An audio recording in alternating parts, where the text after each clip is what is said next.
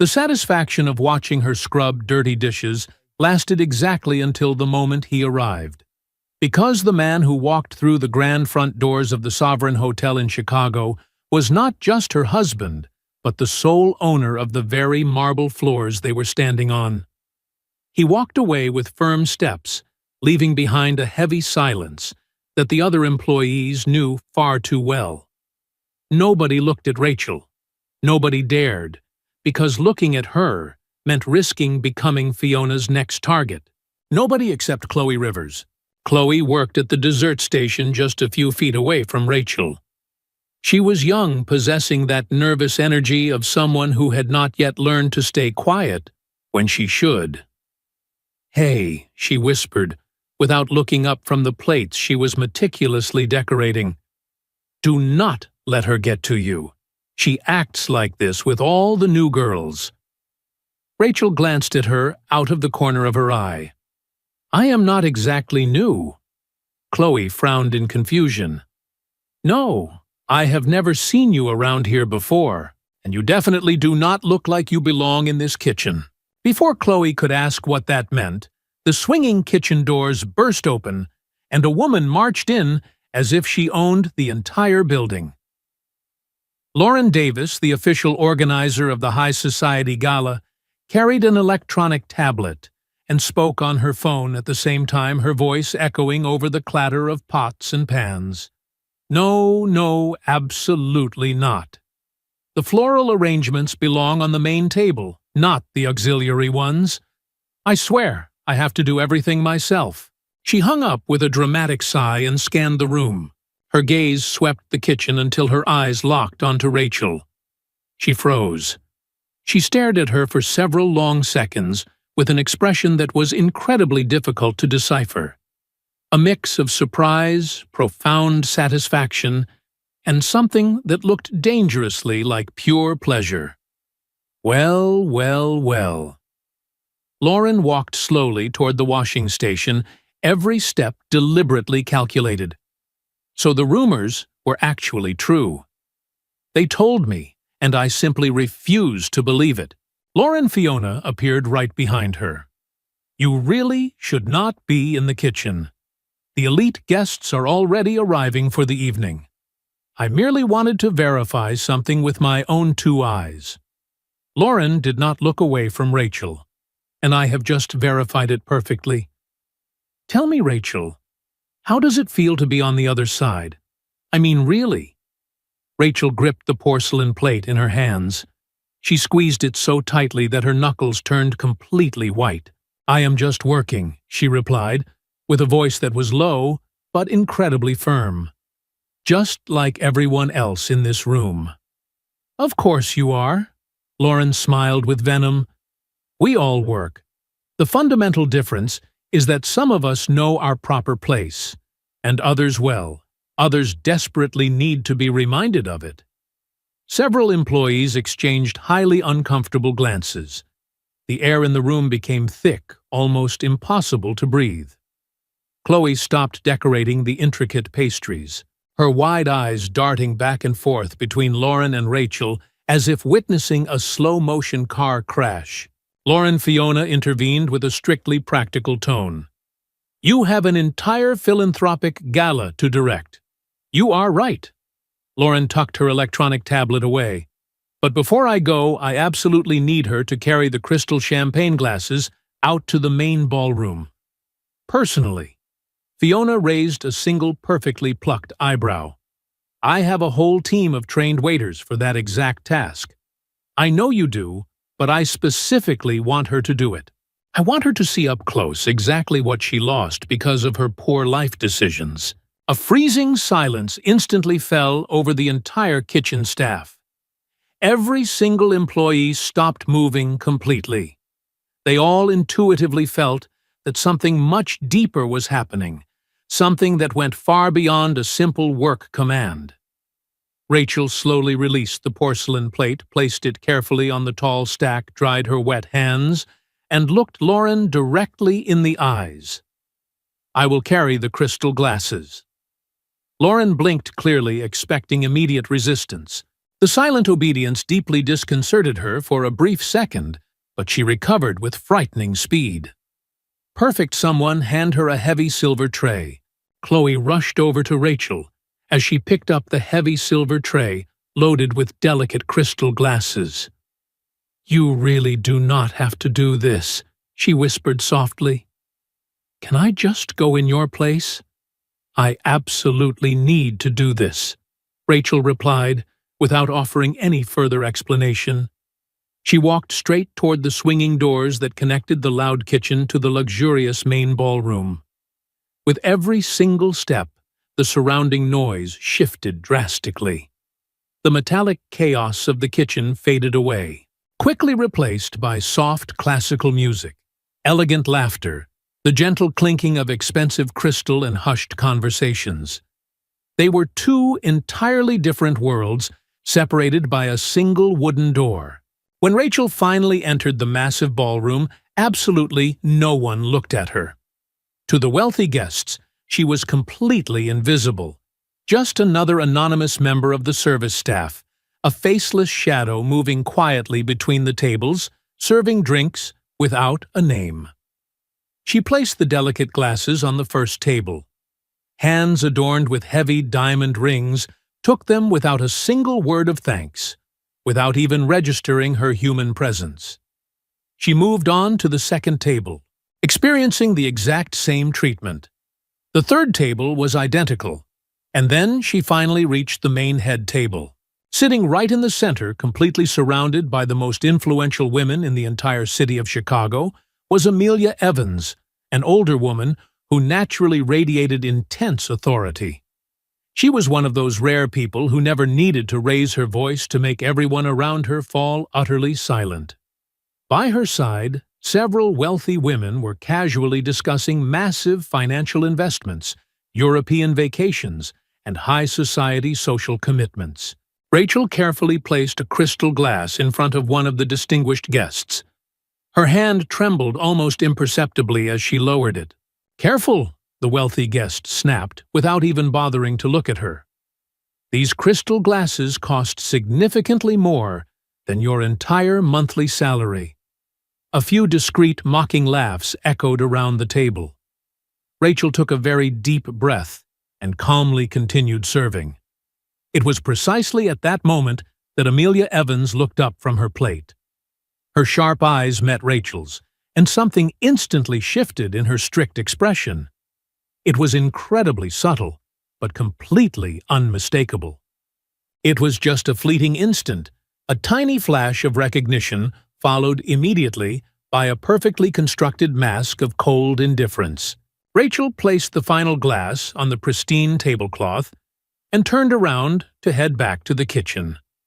But before she could take even 2 steps, she heard Lauren's voice loudly amplified by a microphone from the small stage at the front of the ballroom. "Good evening, everyone. Welcome to the grand annual gala of the Rebirth Foundation. Tonight we celebrate boundless generosity, pure elegance, and above all the moral values that truly define us as a magnificent community." Rachel stopped dead in her tracks near the kitchen door, holding the empty silver tray tightly against her chest, like a protective shield. "And speaking of moral values," Lauren continued, her voice taking on a very specific tone that only Rachel could instantly recognize as incredibly dangerous. "I want to dedicate a few special words to all the wonderful people who make this magical night possible. Our incredible service team that works tirelessly behind the scenes." Polite, scattered applause filled the massive room. Lauren smiled broadly. "I especially want to recognize those who, despite life's unfortunate circumstances, ultimately find their proper place exactly where they belong, hidden away in the kitchen, serving others, washing dirty dishes, because we all have a specific purpose in life, do we not? And there is true beauty in gracefully accepting ours." The cruel words fell heavily upon Rachel like massive stones. It was not a genuine recognition at all. It was a deeply humiliating public execution, brilliantly disguised as a compliment. and judging by the knowing looks that several employees shot her way, absolutely everyone knew it. Chloe, who had quietly slipped out to check on her, gently took her arm. "Come on. Do not just stand out here. Do not give her the sick satisfaction of seeing you hurt." But Rachel physically could not move. Because at that precise moment, from the very back of the luxurious ballroom, the grand main doors swung wide open. The man who walked right into the center of the room caused the entire collective murmur to stop dead in its tracks.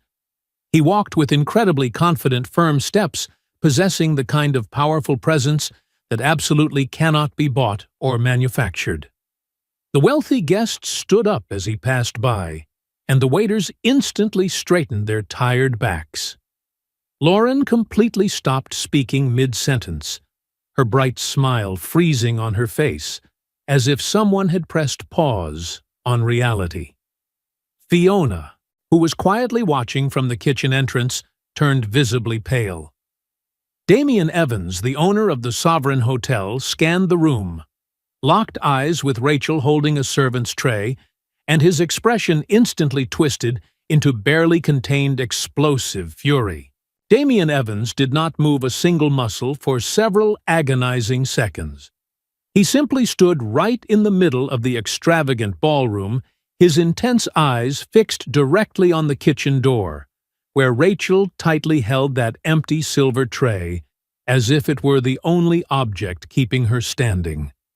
The previous murmur of the massive room had quickly transformed into a remarkably fragile silence, the kind that feels like it could shatter with a single deep breath.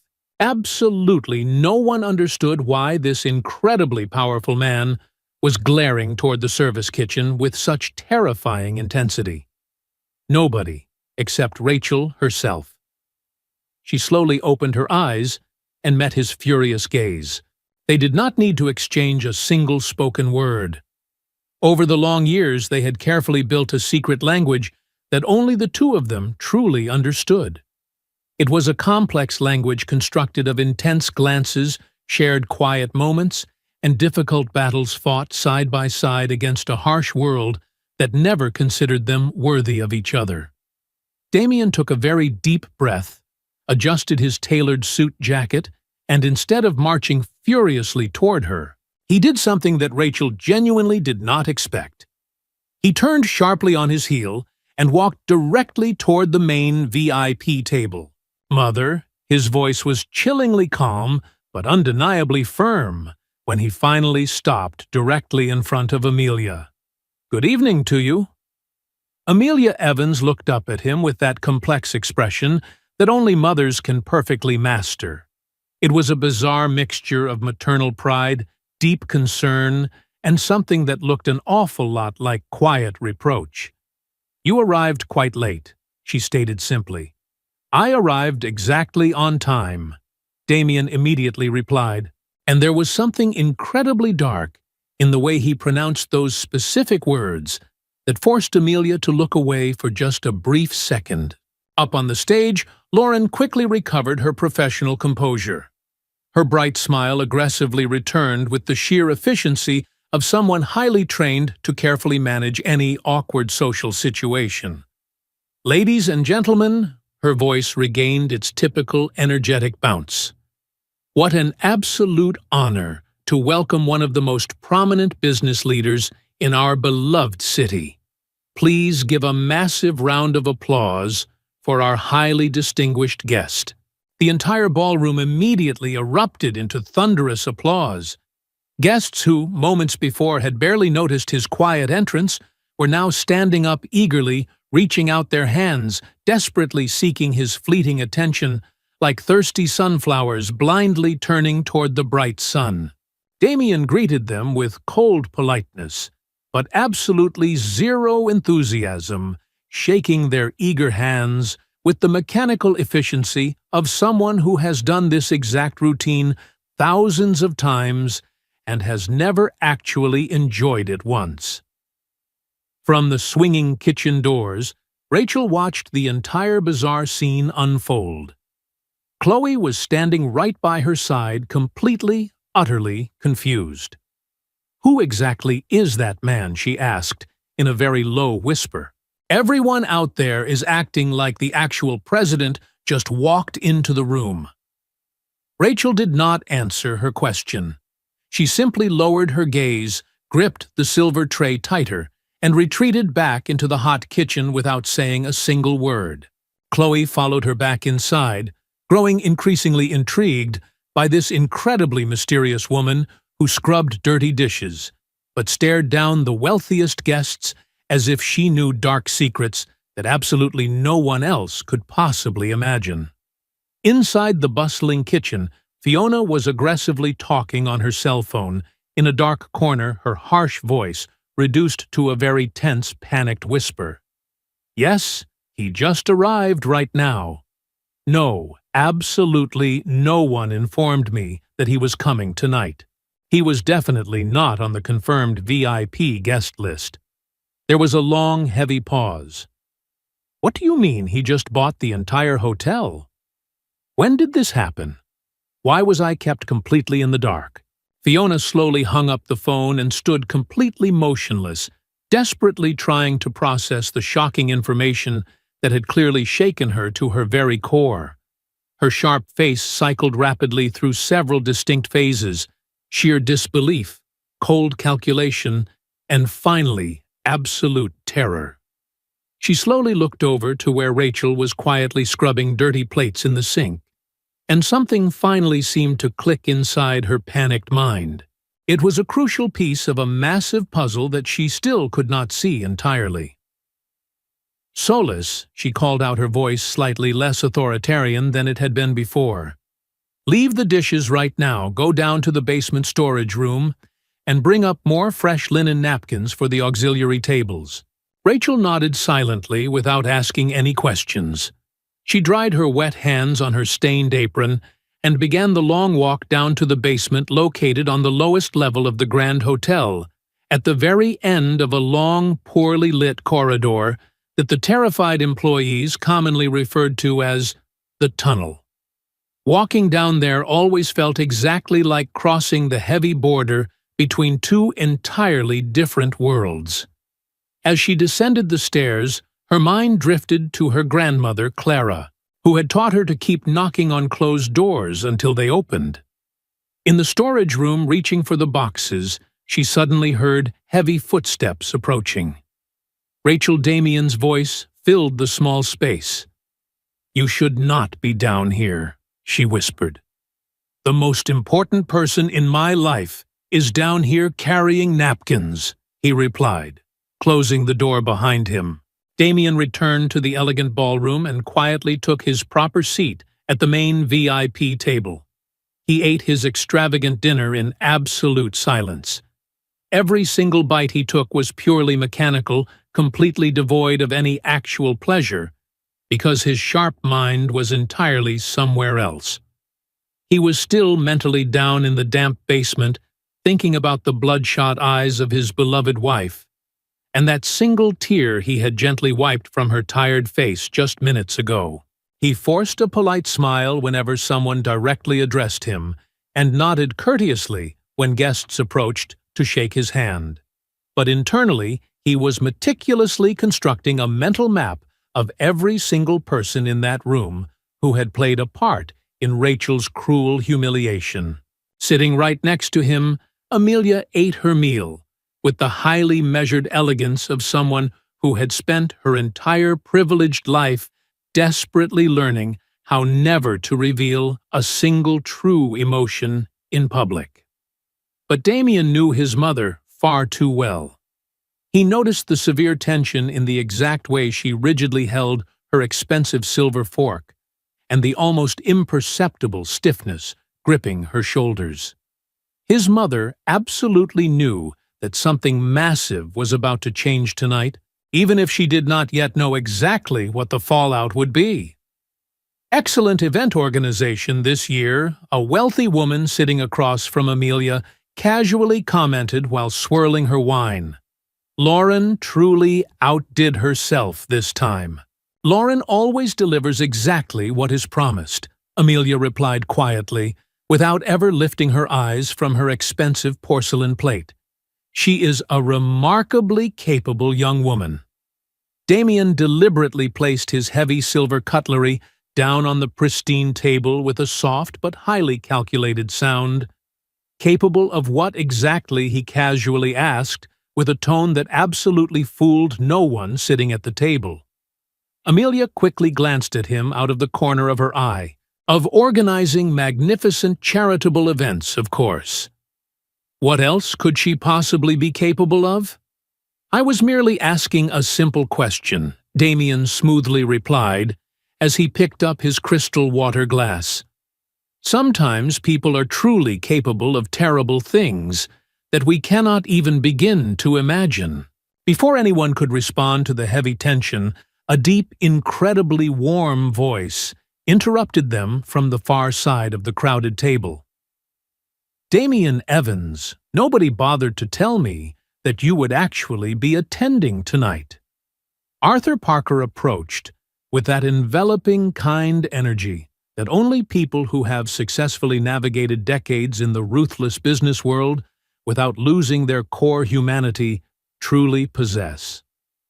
He was an older gentleman, the kind who naturally inspires deep respect not because of his massive bank accounts, but precisely because of how he chooses to use them. He had been his father's closest business partner for many long decades. Arthur Damien quickly stood up to give him a genuine warm embrace. I had absolutely no idea you were back in the city. I arrived just a short while ago. Arthur smiled warmly.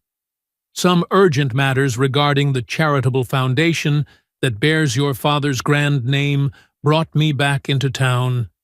He took a seat that a waiter hastily provided. But please, tell me, how is everything going with you? And how is Rachel? I have not seen her in quite some time. That extraordinary woman should definitely be sitting right here with you tonight. The sudden mention of Rachel's name provoked an immediate, barely visible but absolutely devastating chain reaction at the table. Lauren, who happened to be walking past the table checking on the dessert service, turned her head so violently that she nearly tripped over her own expensive heels. Rachel is actually here tonight, Damien finally replied with a frighteningly calm voice. She is significantly closer than everyone at this table currently believes. Arthur frowned, deeply confused by the highly enigmatic response. But before he could ask for any further clarification, Lauren rushed over to the table with her bright, professionally calibrated smile perfectly glued in place. Arthur, what an absolute honor to have you with us tonight. May I quickly offer you something highly special from the chef's secret dessert menu? I am perfectly fine. Thank you, my dear Arthur. Looked at her with genuine kindness, but absolutely no particular interest. I was just having a lovely conversation with Damien about his wonderful wife. Do you happen to know her? Lauren fiercely maintained her bright smile, but something genuinely terrified trembled deep within her eyes. Rachel. Yes, of course, I have known her for quite some time. Actually, for a very long time, Damien repeated slowly, leaning heavily forward over the table. I had absolutely no idea that the two of you knew each other before all of this. Please tell us, Lauren, exactly where do you know her from? The silence that instantly followed was purely electric. We happened to cross paths many years ago. Lauren carefully chose every single word with surgical precision. Before her highly advantageous marriage, we actually used to frequent the exact same social circles. The exact same social circles, Arthur smiled with genuine innocent curiosity. I honestly did not know that Rachel ever frequented the tight circles of luxury event planners. Not exactly the same ones, Lauren corrected herself far too quickly, her panic showing. It was merely a highly circumstantial acquaintance. Now, if you will all please excuse me, I desperately need to go verify the final dessert plating. She practically ran away. Down in the kitchen, Chloe was sharing her heartbreaking story about her sick mother with Rachel, unaware of the impending storm. The extravagant dinner eventually reached its conclusion, and the wealthy guests began to freely circulate among the elegantly decorated tables. Damien politely excused himself from the main table and quickly sought out Arthur in a very quiet, secluded corner, near the large glass windows overlooking the beautiful interior gardens. "Arthur, what I am about to tell you is incredibly delicate." Damien spoke in a very low, serious whisper. "And I desperately need your wise counsel. Speak freely." "My boy," Arthur replied kindly. "Your late father always trusted me with absolutely everything. I sincerely hope that you can do the exact same tonight." Damien proceeded to explain the entire horrifying situation. Arthur listened in absolute silence, his kind face visibly transforming with every single disturbing revelation about Fiona's rampant corruption, Lauren's calculated cruelty, and Amelia's shocking complicity. "Your father physically built this grand hotel with his own two bare hands?" Arthur finally spoke, his voice heavy with deep sorrow. He strongly believed that a hotel should always be a safe place, where absolutely every single person is treated with basic human dignity, from the wealthy guest paying for the most expensive luxury suite to the hard-working person scrubbing that exact same suite the very next morning. What your mother did tonight would have completely destroyed his heart. "There is something else you need to know," Arthur continued, lowering his voice even further. "Lauren does not hate Rachel by mere coincidence. Many years ago, before you and Rachel were ever married, Lauren used to work right here at the front reception desk. She desperately tried to pursue you romantically on several different occasions. Your total indifference to her was a massive wound to her oversized ego. When you eventually married Rachel, a woman who came from the exact same humble background as Lauren, but actually achieved everything she desperately wanted, that bitter rejection mutated into a very dark, toxic hatred. Meanwhile, back in the hot, chaotic kitchen, Fiona burst through the swinging doors for the third time that evening. She marched directly toward Rachel, pointing a violently trembling finger right at her face. "I just made a few very interesting phone calls to the Central Temporary Agency." Fiona hissed, her face pale with pure panic.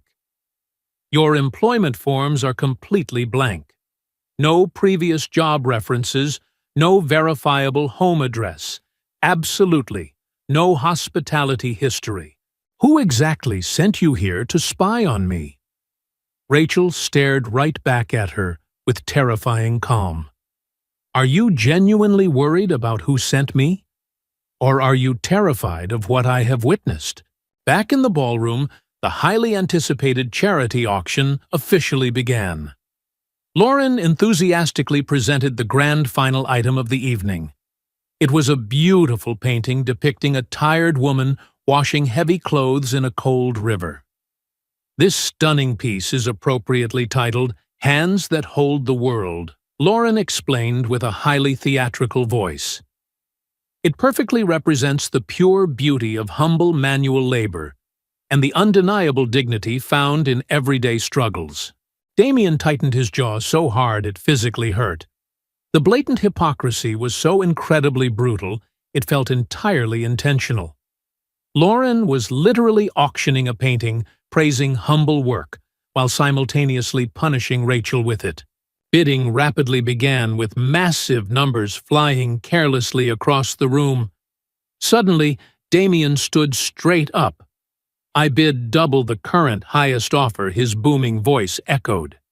He slowly walked right up to the stage, took the painting, and faced the stunned crowd. "I want to dedicate this specific purchase to someone truly special tonight. Someone who intimately knows exactly what it means to work hard with her bare hands. Someone who is currently inside this very building, significantly closer than any of you could possibly imagine." He glared directly at Lauren, whose face had instantly drained of all color. In the kitchen, Fiona was desperately trying to regain her shattered authority over Rachel. "I am the general manager of this hotel." Fiona screamed, completely losing control. "I will absolutely destroy your entire pathetic life." Rachel casually pulled her personal cell phone out of her stained apron pocket. "Actually, Fiona, every single illegal threat you have made tonight and every single corrupt deal you orchestrated with the wine vendors has been perfectly recorded. Not by me, but by the very security camera system that you personally demanded we install to spy on the kitchen staff. You clearly forgot it also records clear audio." Fiona's mouth dropped wide open in absolute unadulterated terror. But before she could even attempt to form a coherent excuse, her cell phone vibrated violently. It was a frantic text message from her friend at the corporate registry office. It simply read, "Rachel Solis is Rachel Solis Evans. She is the billionaire co-owner of the Sovereign Hotel." Fiona slowly looked up from the glowing screen, her eyes wide with the devastating realization of someone who finally comprehends the massive, life-destroying magnitude of their terrible mistake. She backed away from Rachel as if the woman scrubbing dishes had suddenly turned into a literal ghost. The heavy, swinging doors of the kitchen slowly opened. Damien walked in closely, followed by Arthur. Right behind them, Lauren practically stumbled into the room, her face completely pale, fully aware that she had been dragged right to the edge of a massive cliff. Damien looked directly at the terrified manager. "Fiona, I firmly believe you have already met my wonderful wife." Fiona opened her mouth, but absolutely no sound came out. All her previous arrogance, all her cruel intimidation tactics had completely evaporated into thin air. "I had absolutely no idea," Fiona finally managed to helplessly stutter. "You had no idea that treating innocent human beings like absolute garbage eventually has massive consequences." Rachel took a firm step forward. "Your job was never to steal illegal vendor commissions or mentally torture young girls like Chloe until they cried." Damien did not waste another second. "Fiona, you are completely terminated, effective immediately. Our corporate legal team will thoroughly review every single security tape, and you will face severe legal charges for your extensive financial theft." Fiona nodded slowly in total defeat, realizing her corrupt empire was permanently destroyed, and she quietly slinked out the back door. Next, Damien turned his furious gaze toward Lauren. "You knew exactly who Rachel was from the very first second. You intentionally created a public spectacle just to feed your own bitter jealousy." Lauren completely broke down, crying out that Rachel had stolen the perfect wealthy life she always believed she rightfully deserved. Rachel walked calmly over to Lauren. "I never stole anything from you, Lauren. I built my life with these exact same hands that washed dirty plates tonight. I am completely releasing you from the heavy burden of your toxic hatred." Lauren simply nodded, thoroughly exhausted by her own bitterness, and quietly walked out. Suddenly, Amelia stepped into the kitchen. The powerful, untouchable matriarch was openly weeping. She walked past the others and stood directly in front of Rachel. I heard absolutely everything Amelia whispered with a broken voice. "I was completely terrified of you because you represented the honest, humble truth that my late husband loved, a truth I cowardly abandoned to fit in with high society. I am so deeply sorry." Rachel carefully removed her wet-stained apron, folded it neatly, and gently took Amelia's trembling hands. "I forgive you," Rachel said softly. "You just need to finally forgive yourself." Damien gently placed his hand on Rachel's shoulder. "It is finally time that our guests meet the true, rightful host of this magnificent evening." He proudly extended his hand to her. Rachel grabbed it firmly. Before leaving the kitchen, she looked at Chloe, who was standing frozen against the tiled wall. "Come with us, Chloe. This moment is for absolutely everyone who has ever felt totally invisible in this building." Chloe wiped her tears and bravely followed the billionaire couple. When the grand ballroom doors swung wide open, 200 pairs of eyes instantly locked onto the shocking sight. Rachel Evans confidently walked into the luxurious ballroom wearing her simple water-stained service uniform, her bare hands still visibly red from the harsh soap and scalding hot water. Damien proudly led her right up to the main stage and took the microphone. "Ladies and gentlemen, I introduce you to my brilliant wife, Rachel Evans, the co-owner of this grand hotel. Tonight, she chose to scrub dirty dishes in her own kitchen just to directly expose the horrible cruelty happening behind closed doors." The entire wealthy crowd gasped in absolute stunned horror. Rachel gracefully took the microphone. She spoke passionately about the countless invisible people who work tirelessly to hold up the luxury of the wealthy world. "Because of the incredible kindness shown to me tonight by a young kitchen worker named Chloe, we are officially launching the Supporting Hands educational program. Chloe, your mother's massive hospital debts are completely paid off, and your new management career begins tomorrow morning." The entire ballroom, led enthusiastically by Arthur Parker, erupted into a massive, deafening standing ovation. Waiters and cooks openly wept with joy, realizing their lives were forever changed. Months later, the Grand Sovereign Hotel was completely transformed. The atmosphere was incredibly warm, built on genuine respect, rather than toxic fear. Chloe became a top manager, Amelia volunteered daily, and the staff finally felt valued. True dignity is never defined by the expensive clothes we wear or the massive bank accounts we hold, but by how we choose to treat those who serve us. Life constantly presents us with choices between cruelty and deep empathy. Forgiveness holds far more power than bitter revenge, and hard work is the most beautiful armor a person can wear. In the end, we must always remember that the quiet, humble hands that clean, cook, and serve are the very same hands that keep this entire world from completely falling apart.